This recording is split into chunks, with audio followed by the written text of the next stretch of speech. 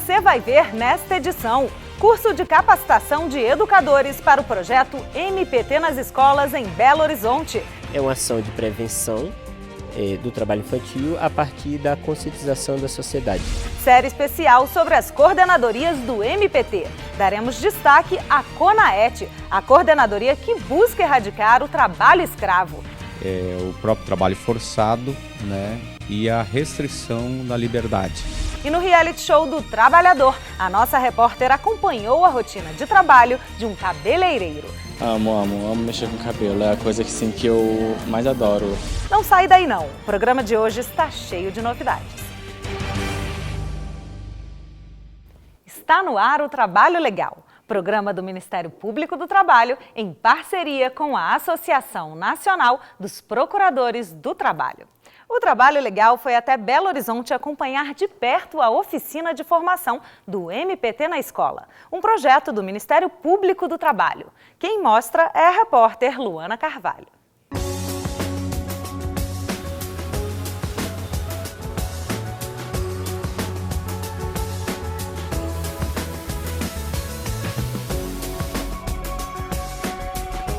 Cerca de 150 professores de mais de 40 municípios mineiros estiveram presentes na palestra de capacitação sobre combate ao trabalho infantil em Belo Horizonte. O evento foi promovido pelo Ministério Público do Trabalho para que os municípios que firmaram termo de cooperação técnica com o MPT estejam capacitados para receber o projeto MPT na escola. É por meio do professor que primeiro se manifesta a exploração do trabalho infantil, seja porque a criança ou adolescente que trabalha, ele tem um rendimento na escola piorado, ele tem um enfraquecimento da sua capacidade cognitiva, ele é um adulto ou uma criança, um adolescente ou uma criança cansada. Eles vão receber essas instruções, essas orientações, não só de como argumentar em sala de aula, como também de a quem recorrer e quando recorrer e por que recorrer a outros órgãos do Estado para que eles, então, também façam a sua parte e contribuam para a redução desse índice muito grande ainda que temos no Brasil sobre o trabalho da criança e do adolescente. Entre as atividades foram apresentadas palestras sobre o trabalho infantil, mitos que envolvem o tema e as piores formas de exploração da criança e do adolescente. Dessa forma, os professores retornam às salas de aula preparados para trabalhar os temas com os alunos. O trabalho infantil é um problema que tem várias causas. Uma das principais causas dela é o sentimento cultural da sociedade de que o trabalho infantil é bom, de que o trabalho infantil não prejudica. O projeto MPT na escola foca justamente nesse campo cultural. Ele visa desconstruir essa noção e firmar uma noção entre os próprios alunos, entre a comunidade escolar, os professores e, portanto, toda a sociedade, de que trabalho infantil é perverso e prejudica o desenvolvimento de crianças e adolescentes, seja na questão de saúde, na formação educacional, no lazer, na convivência familiar e comunitária e em outros direitos tidos fundamentais. De acordo com dados divulgados pela Organização Internacional do Trabalho, no Brasil ainda existem cerca de 3 milhões de crianças entre 5 e 17 anos em situação de trabalho infantil. Lançado em outubro de 2008, o projeto MPT na escola tem como objetivo conscientizar sobre os malefícios do trabalho infantil, capacitar e sensibilizar sobre os direitos da criança e ainda divulgar o Estatuto da Criança e do Adolescente. É uma ação de prevenção do trabalho infantil a partir da conscientização da sociedade. A partir da mobilização de professores, que é a conscientização de professores, eles promovem atividades de conscientização das crianças e também dos pais, através de palestras. O objetivo é de sensibilizar toda a comunidade escolar e, a partir daí, sensibilizar a sociedade como um todo, com o objetivo de prevenir o trabalho infantil. Durante o processo de capacitação, os professores tiveram a oportunidade de interpretar os personagens da cartilha do Ministério Público do Trabalho. A cartilha é bem divertida e colorida, fala todos os direitos da criança e do adolescente. E logo de cara vocês podem ver. Na capa diz: brincar, estudar, viver. Trabalhar só quando crescer. Então vamos embarcar nessa aventura com Clara, Rafael e seus amigos.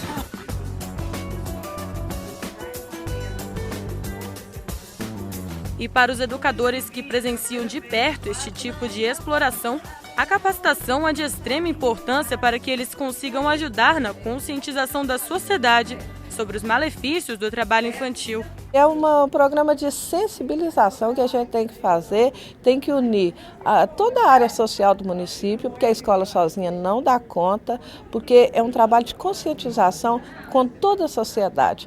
Tanto de quem são os pais que têm a criança que está sendo explorada, quanto quem está explorando este trabalho. Como eu provenho de uma escola da zona rural, essa situação é bastante comum.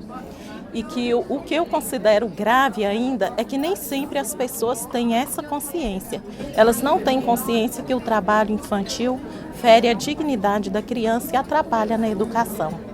De acordo com a promotora de justiça e coordenadora do Centro de Apoio Operacional, Andréa Carelli, a capacitação dos professores é um grande passo para mudar esta triste realidade no Brasil.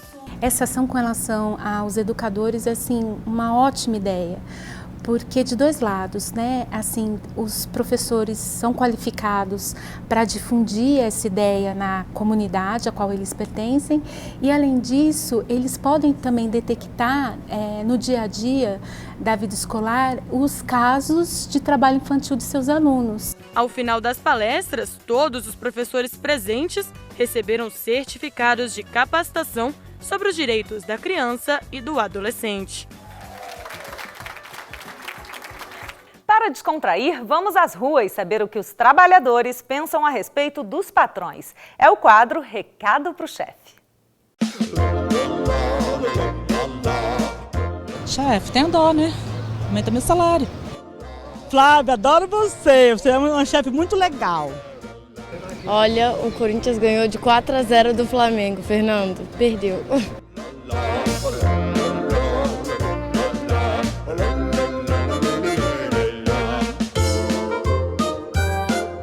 A seguir, você vai conhecer a CONAET, a Coordenadoria Nacional de Erradicação do Trabalho Escravo. Eu volto em instantes.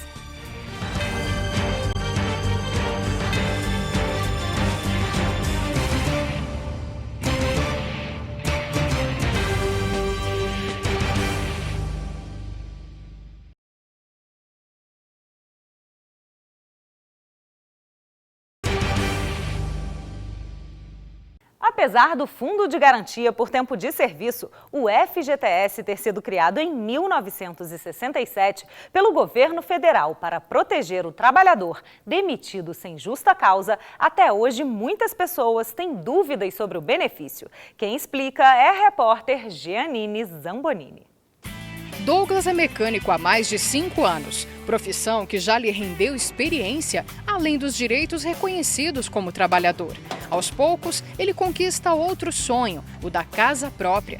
Para chegar mais perto da realização, abateu as mensalidades da moradia com os recursos do FGTS, o Fundo de Garantia por Tempo de Serviço, que guardou desde o início da carreira. Eu estava trabalhando na oficina, pedi conta. Quando pedi conta, meu fundo de garantia ficou retido. Para esse dinheiro não ficar parado, eu peguei e investi na minha casa, abatendo as prestações. Deu para abater mais ou menos 1 ano. A segurança do dinheiro poupado valeu a pena. Quando vai ficando lá, vai rolando juros baixinho, mas vai poupando, né? E quando já ajuda a abater as prestações da casa ou construir também, né? Desde 1988, o FGTS é um direito dos trabalhadores empregados pelo regime da CLT, a consolidação das leis do trabalho. Também são beneficiados os trabalhadores rurais, avulsos, safristas, temporários e os atletas profissionais. O valor do depósito deve ser feito mensalmente até o dia 7 de cada mês e equivale a 8% da remuneração total do trabalhador. O coordenador do Ministério do Trabalho e Emprego alerta para a checagem do recebimento do benefício. O trabalhador tem o direito de em cada contra-cheque, ter o valor discriminado, o valor relacionado ao FGTS.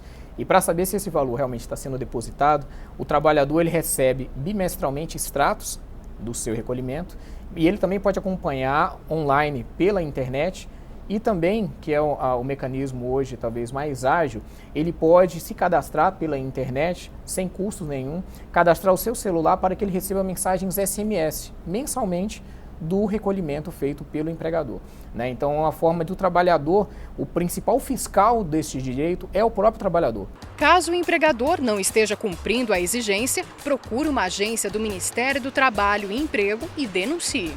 Se o empregador não depositar corretamente, né, o trabalhador ele pode, né, levar o seu contra-cheque, levar os comprovantes do seu rendimento a alguma unidade do Ministério do Trabalho, né, as gerências regionais, superintendências do Ministério do Trabalho, né, espalhadas no país, para que seja feita, então, assim, uma investigação, uma apuração do real direito desse trabalhador. O coordenador ainda orienta sobre os casos em que o trabalhador pode sacar o fundo de garantia. É importante registrar que é um fundo de garantia que foi estabelecido e foi criado como uma proteção para o trabalhador para momentos especiais da sua vida laboral, né? Para uma quebra de um vínculo, uma demissão imotivada, ou um momento de aposentadoria. Então é como um pecúlio para o trabalhador. Mas além dessas principais razões, há outras, né, estabelecidas em lei que permitem ao trabalhador movimentar o seu saldo da conta vinculada, né, para a aquisição da casa própria, né, para, em casos de doenças crônicas, ele pode sacar o recurso para tratamento, né, em caso de municípios que são acometidos por calamidades, estado de calamidade, estado de urgência, por eventos climáticos, são situações extremas que o trabalhador pode sacar. Nas situações de morte ou debilidade da pessoa favorecida, a regra é de que a família ou o responsável tenha tudo documentado. A regra geral é que o saque seja sempre feito pelo trabalhador, mas situações de morte ou de situações que impeçam, então a família, os beneficiários podem, né, via procuração e requerer, né, amparar, levar a documentação às agências, né, para né, requererem esse direito em nome do beneficiário. Mas nas demais situações, para evitar fraude, para ter a garantia do trabalhador, sempre é o trabalhador que pode movimentar sua conta vinculada. Com o FGTS, o trabalhador tem a chance de formar um patrimônio como Douglas. Além disso, os recursos do FGTS financiam programas de habitação popular, saneamento básico e infraestrutura urbana. Por isso, é importante não desrespeitar a lei. A fiscalização do trabalho tem atuado fortemente para impedir esses acordos, né, que sejam respeitados os direitos do trabalhador e, no caso do FGTS, que ele acesse os seus recursos na forma garantida em lei. O Ministério Público do Trabalho atua em diversas áreas na defesa da coletividade dos trabalhadores. Vamos acompanhar agora os resultados de algumas ações do MPT. O Ministério Público do Trabalho garante carteira assinada para 19 mil motoristas e cobradores do município de São Paulo. Cerca de 19 mil trabalhadores que atuam em cooperativas de transporte público do município de São Paulo terão carteira de trabalho assinada e todos os benefícios previstos em lei. O fato resulta de inquéritos e ação civil pública conduzidos pelo Ministério Público do Trabalho. As obrigações foram assumidas por 9 cooperativas de trabalhadores ao assinarem termo de ajustamento de conduta e acordos judiciais com o MPT. Além disso, elas vão pagar quase 12 milhões de reais de indenização por dano moral coletivo. Bradesco é condenado em R$ 500 mil por dano moral coletivo por contratação irregular de corretores. O Tribunal Regional do Trabalho de Alagoas manteve a condenação da Bradesco Vida e Previdência em R$ 500 mil por irregularidades na contratação. A empresa, processada pelo Ministério Público do Trabalho, havia ingressado com recurso contra a sentença dada pela 9ª Vara do Trabalho de Maceió, mas a Justiça do Trabalho reconheceu que os corretores de seguros eram trabalhadores com vínculos empregatício. Por lei, esse profissional é autônomo e independente, não podendo ser empregado de companhia de seguros nem ter qualquer vínculo. Você vai acompanhar a terceira matéria da nossa série especial sobre as 8 coordenadorias do MPT.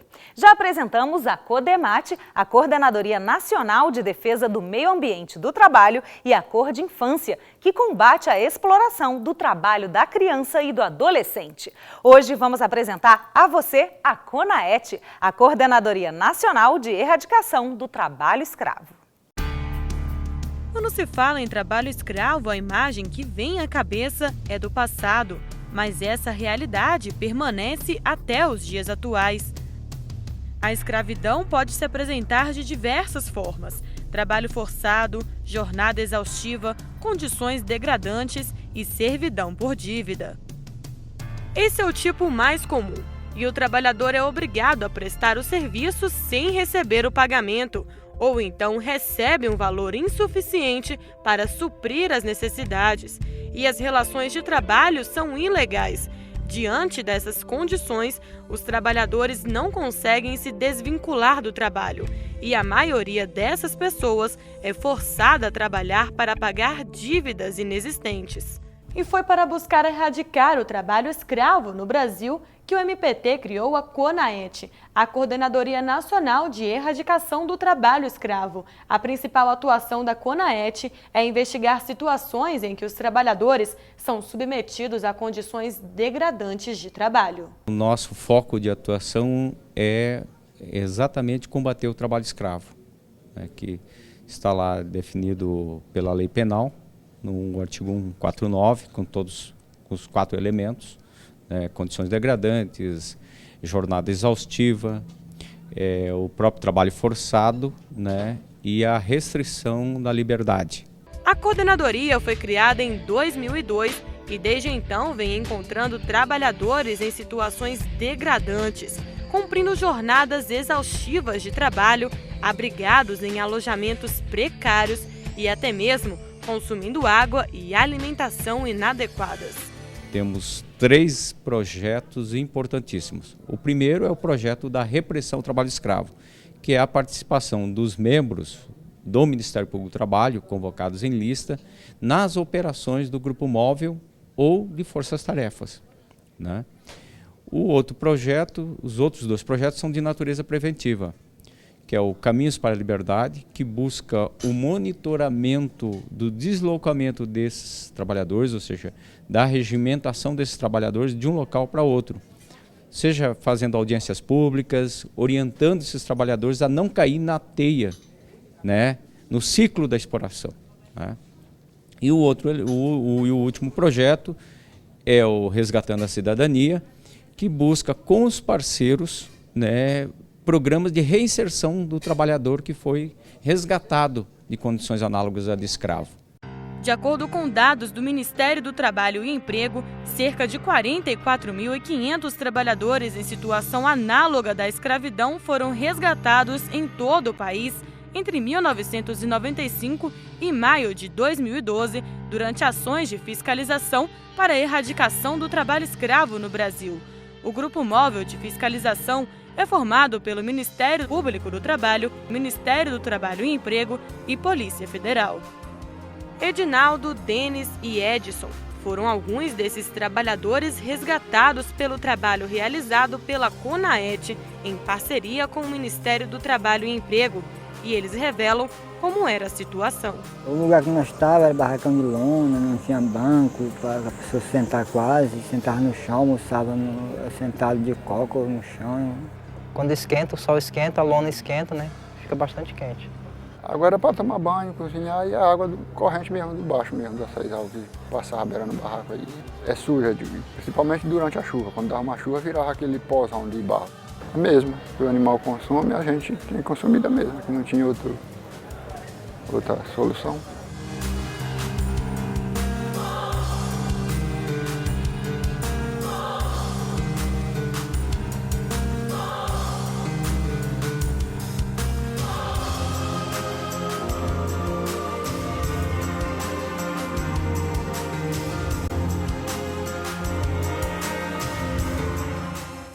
No próximo bloco tem o reality show do trabalhador. Você não pode perder. Eu volto em instantes.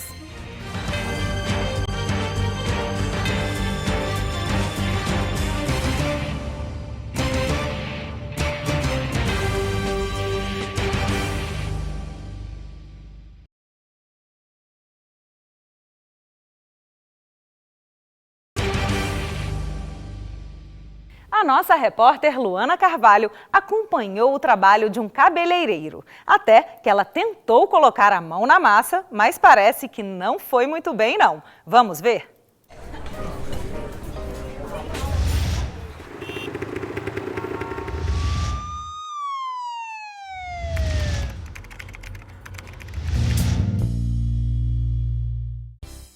Hoje nós vamos acompanhar a rotina de um profissional que é bastante procurado pelas mulheres. Quem vai mostrar pra gente é o Rodrigo, que é cabeleireiro e já está aqui preparando o cabelo de uma cliente que acabou de chegar aqui para fazer uma escovinha. Tudo bom com você, Rodrigo? Tudo bem? Há quanto tempo que você trabalha com essa profissão de cabeleireiro? Eu já estou há 8 anos nesse ramo, né? Comecei bem quando eu era bem mais novo e aí agora a gente vai crescendo, né? E aí, você gosta do que você faz? Amo mexer com cabelo, é a coisa que eu mais adoro. Realmente eu gosto muito do que eu faço. Então, e quais são os serviços que você faz aqui? Então, eu corto, escovo, temos uma carteira de clientes muito grandes que fazem mechas, entendeu? Principalmente sexta, sábado, que aí começa aquela correria de penteado de final de semana. É uma festa, é um casamento, é uma formatura, então é muito penteado, muita maquiagem. Para dominar muito bem, a gente sabe que tem que fazer alguns cursos, né, para exercer essa profissão. Você fez esses cursos, como é que foi? Então, o curso começa desde no dia a dia no salão, quando você começa varrendo o cabelo, até cursos grandes, fora, no exterior, entendeu? E, claro, a empresa te ajudando, você consegue chegar a cursos, por exemplo, igual eu fiz, o último que eu fiz foi na Inglaterra, entendeu? Que foi bem bacana, foi bem diversificado, a gente aprende técnicas novas, para poder trazer para o Brasil e poder aperfeiçoar o nosso trabalho com os nossos clientes. Quantas escovinhas por dia que você chega a fazer? Varia muito, assim, de um sábado chega a 30, 35, 40, entendeu? E isso é serviços diversificados, né? Entre mechas, penteado, até realmente só escovas.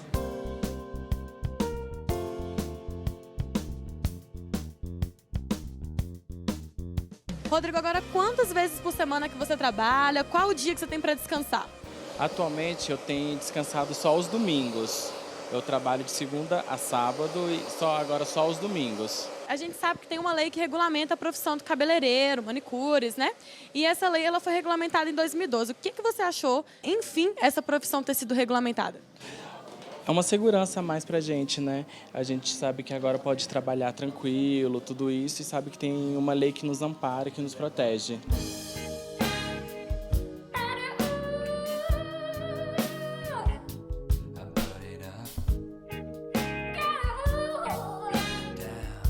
Eu tô vendo aqui que você tem bastante facilidade para fazer a escovinha, claro, você é profissional. Assim, eu faço às vezes, de vez em quando, mas não é tão assim profissional quanto a sua. Você pode me ensinar, me ajudar com os truquezinhos, como é que faz uma escovinha profissional? Então, aqui começa secando bem a raiz. Você começa secando bem a raiz, quando ela estiver bem seca, você passa pro comprimento e começa a modelar as pontas.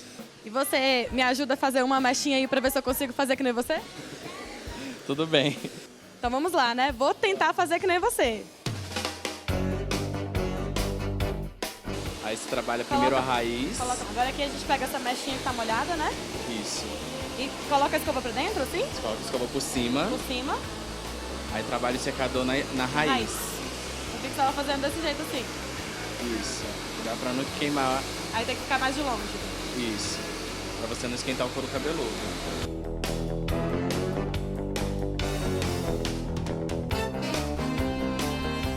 Ficou mais ou menos, né?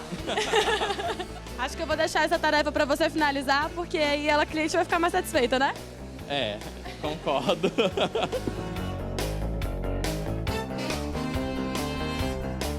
Pode-se dizer que a profissão do cabeleireiro ela é muito movimentada mesmo, né? Muito movimentada. Agora sim, Rodrigo, você trabalha com carteira assinada ou como é que é? Sim, nós trabalhamos carteira assinada de forma totalmente legal, né?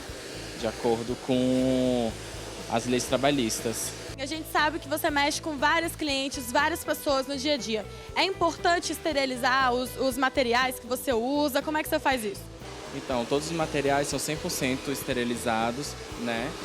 As toalhas também são esterilizadas, elas vêm sacadas, empacotadas da lavanderia, já esterilizadas também. E tem a autoclave para esterilizar alicates, pinças, espátulas, tudo mais que as manicures estejam usando.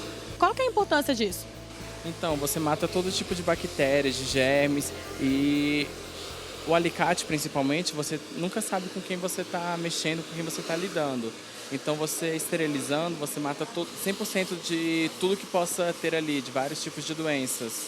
Se ele não for devidamente esterilizado, até o profissional corre esse risco. Agora, a escova também precisa de passar por um momento de limpeza, alguma coisa assim? Sim, a escova, todas as escovas que são utilizadas, todos os dias são devidamente limpas, entendeu? Higienizadas, lavadas. E nessa profissão de cabeleireiro, Rodrigo, você já se machucou alguma vez? Quando a gente começa a aprender a cortar, né? A gente sempre leva algumas tesouradas até ficar 100%.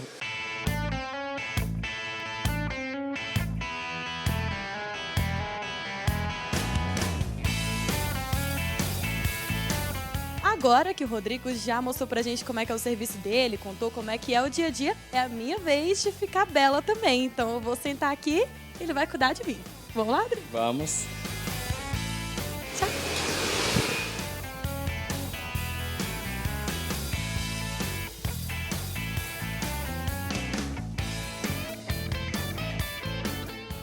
Até a nossa repórter aproveitou o Rodrigo para ficar ainda mais bela. Aliás, parabéns a todos os profissionais da beleza que levantam a autoestima de todos nós. Faça parte você também do Trabalho Legal e envie sugestões para o e-mail trabalholegal.pautas@gmail.com. E para saber um pouco mais sobre o Ministério Público do Trabalho, acesse www.mpt.gov.br. O programa de hoje fica por aqui. Muito obrigada pela sua companhia. Te espero na próxima semana. Tchau!